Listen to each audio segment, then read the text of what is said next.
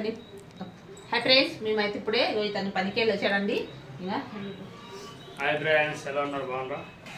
ఈరోజు అండి పనికి వెళ్ళండి, చాలా దూరం ఉంది, చాలా ఫుల్ ట్రాఫిక్ అండి. గణేశుల పని ఉంది కదండి, ఫుల్ ట్రాఫిక్ అండి. రానికే చాలా ఇబ్బంది అవుతుంది, రానిపోనికే. గణేశుల పని ఉంది కదా, రోడ్ల పూట చాలా పబ్లిక్ ఉంటుందండి. అది కాక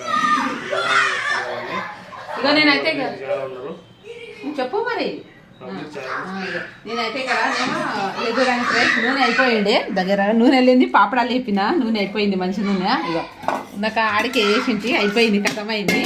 అయితే కొద్దిగా పాపడాలు ఉంటే పెంచు మీద వేపిన చూడండి, ఎత్తు వచ్చినాయి చూడండి.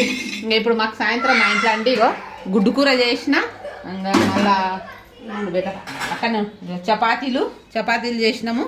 గుడ్డు కూర ఉంది, చపాతీలు ఉన్నాయి. మాత ఇతనికైతే చాయ్ కాస్తున్నా ఫ్రెండ్స్. రొట్టె తింటావా? రొట్టె చాయ్ తిను, లేదంటే గుడ్డు కూరతో రొట్టె అన్నా తిను. చాయ్ చేస్తున్నా, ఎందుకంటే రాత్రికి కొంచెం చాయ్ చేయలేదు, నాకు తలనొస్తుంది, ముక్కు సరదైంది అన్నాడు. సరే అని అల్లం దంచి చాయ్ చేసి ఎందుకు సరదైంది మొన్న కాళ్ళు వచ్చింది వర్షంలో అల్లం వేసి చాయ్ కాసిన తాగేసి రొట్టె ఉన్నది అద్దుకొని తిని చపాతీ అద్దుకొని తినేసి. ఇంకా అందుకనే చపాతీలు ఉన్నాయి.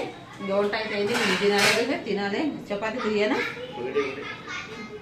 ఒకటే ఇంకో 2 తీసుకో. చాయ్లో అక్కడికి చపాతీలు అద్దుకొని తినే అలవాటు అది.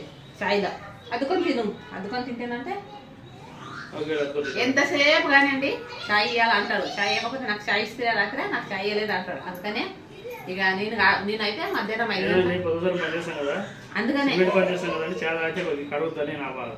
ఇక నేనైతే 5 గంటలకి తాగినా, ఇతనికి పెట్టినా. ఇంక ఇప్పుడైతే అల్లం ఇచ్చి తాగుతున్నాం. సరే ప్లీజ్, మీరు తిన్నారా లేదా మా కామెంట్ బాక్స్. నేను ఇంటికి ఏం తినాలి. మా వంట అయితే అయిపోయింది. మధ్యాహ్నం అండిగో ఇది ఏమంటారు, ఈ కారం గిట్ట నూరింటి, టమాటాలు, ఉల్లిగడ్డ, పల్లీలు వేసి నూరిన. మా పిల్లలకు నచ్చలేదంట. ఏంటంటే ఎల్లిపాయలు ఎక్కువ వేసి నూరిన, నచ్చలేదంట. ఎల్లిపాయల వాసన వస్తుంది అన్నారు. సరేలే తినకుంటే మళ్ళీ గుడ్డు కూర చేసిన. తినకుండా లేదు అంత కూర లేదు. సరే ఫ్రెండ్స్, మా ఛానల్ సబ్స్క్రైబ్ చేయండి. బాయ్.